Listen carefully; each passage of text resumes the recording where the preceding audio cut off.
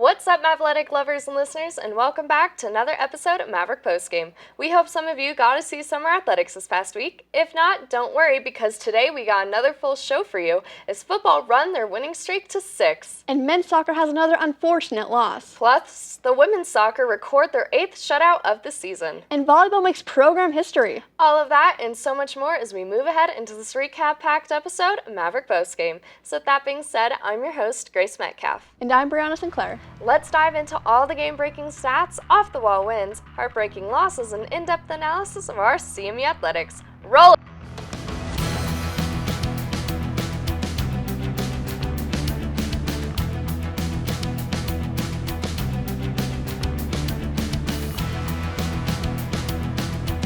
For one, once again, I'm Brianna Sinclair. And I'm Grace Metcalf. Let's hop right in and take a look at all the Mavtastic action that took place this week here at CMU. The past 2 years, the Colorado Mesa men's football team have lost to Black Hills late in the game, including last season when the Yellow Jackets kicked a 50-yard field goal with 1 second remaining for a 25-23 victory. However, the outcome was different this go-around, with the Mavs defeating the Hornets 23-13.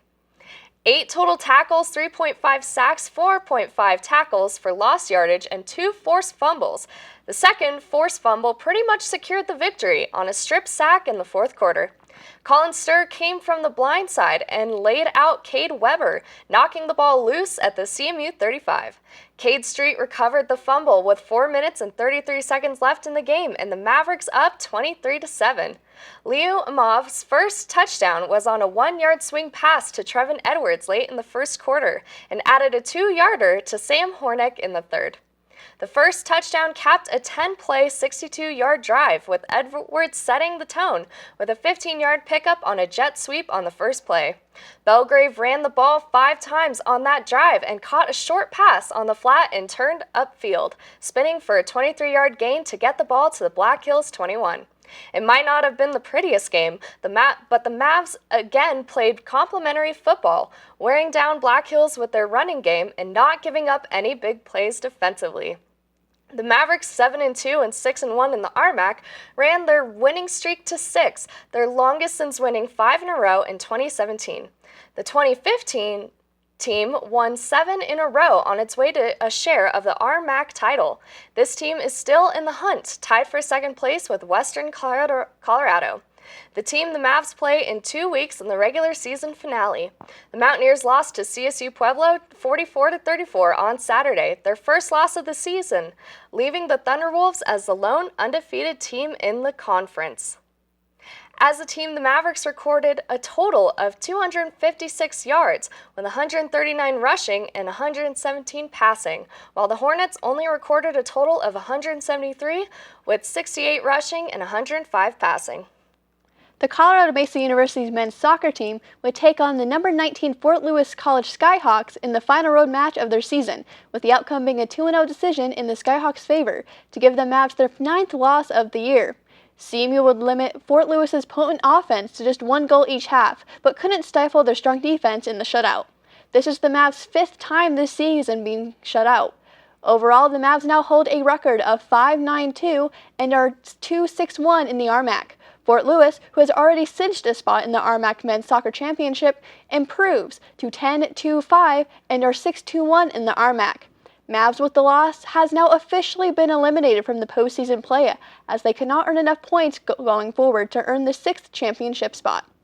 As a team, the Mavericks also fell short in statistics, having a total 9 shots total with only 2 on goal. Meanwhile, the Skyhawks recorded nearly double, with 16 total shots with 8 on goal. Similar to many games, this one was filled with many fouls, including the Mavs recording 9 to Fort Lewis's 11. On the flip side, the number 18 Colorado Mesa University women's soccer team would end their road portion of the regular season on a high note, as they bounce back from their first conference loss on Friday to a 2-0 victory over Regis University. The Mavs would be led offensively by the pair of Braylon Bakelin and Abby Fotheringham in the victory, as each scored once. Bakelin's goal would serve as the game winner. Bakelin, who has been a significant part of the Mavs' recent offensive success, would score the first goal of the match, with her giving the Mavs the 1-0 lead in the 34th minute.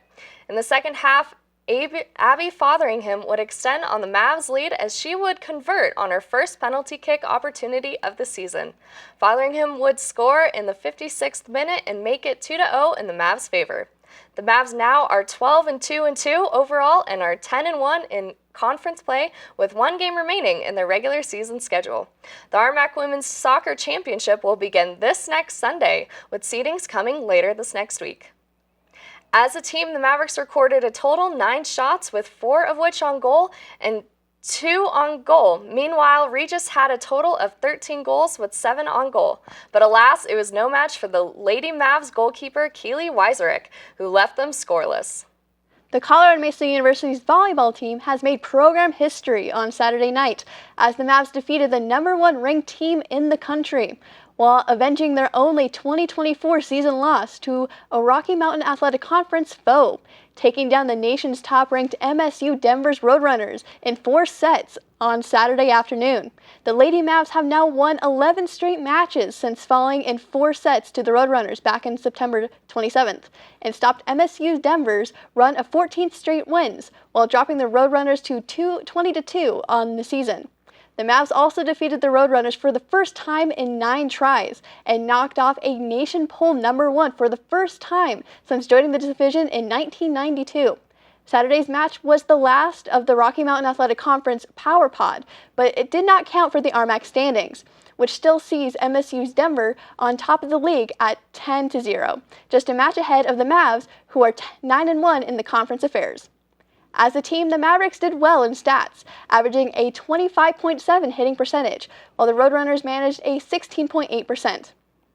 The Lady Mavs also recorded 50 kills, 47 assists, and 6 blocks. The Roadrunners had 45 kills, 40 assists, and 12 blocks. The #7 Colorado Mesa women's wrestling team hosted their annual Maverick Open on Saturday afternoon in Bronson Arena. The Mavericks had a stellar day as they crowned 3 champions and had a total of 14 places in the top 6 of their respective weight classes. Freshman Sophia Cornish at 110 pounds and Gretchen Denali at 160 pounds claimed championships, while senior Jaylene Sakona earned the title at 207 pounds.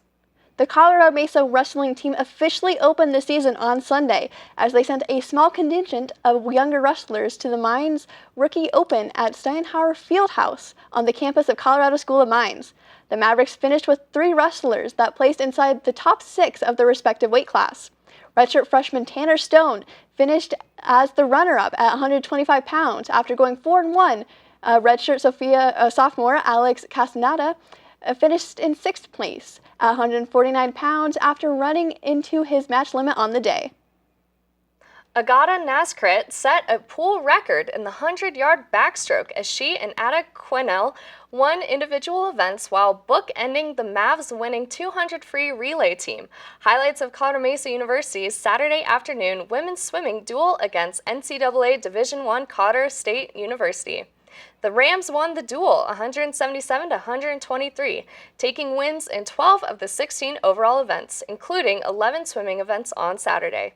CMU claimed 4 wins, including a Friday afternoon 1-meter diving win from Jenna Hurley, which helped the Mavs take a 23-15 lead into Saturday swimming events. The Mavs also had 7 NCAA championship qualifying and the same number of second-place times on Saturday.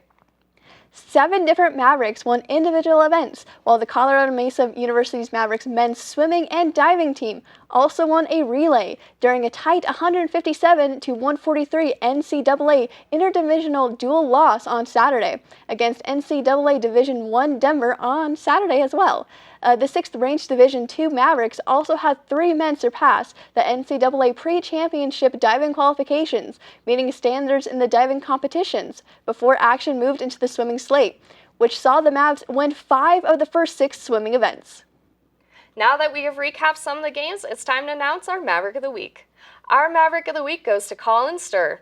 Colin has earned his 2nd RMAC Defensive Player of the Week on Monday after his performance against Black Hills State. The redshirt junior finished with 10 total tackles, 4.5 tackles for loss, 3.5 sacks, and a forced fumble. The tackles and sack totals were both career highs. He was also partially responsible for the safety against Black Hills State in the 4th quarter.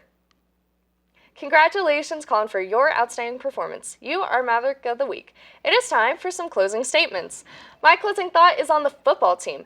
They are nearing a win streak similar to the team back in 2015, where they went on to share a portion of the RMAC championships, but then continued for 3 consecutive years. So for 2015, 2016, 2017. At this rate, who knows? But I think our Mavs have a strong chance of making it there. I really hope so. My closing thoughts are on the women's wrestling team. We know they've had a track record for their wins. So when they kicked off their season and had 3 women crowned winners, it makes me really excited to see what else they've got. Absolutely. And now that we have wrapped up all the action from this week and given our closing thoughts, it is time to close the show. Thank you everyone so much for joining us this week on Maverick Postgame. I've been your host, Grace Metcalf. And I've been Brianna Sinclair. Be sure to go check out our channel, 62.2, for more games and updates. We'll catch you next week on all-new recap-packed episode of Maverick Postgame. Stay safe, Mavs. Study hard. Go to a game or two. And of course, have yourselves a amazing day.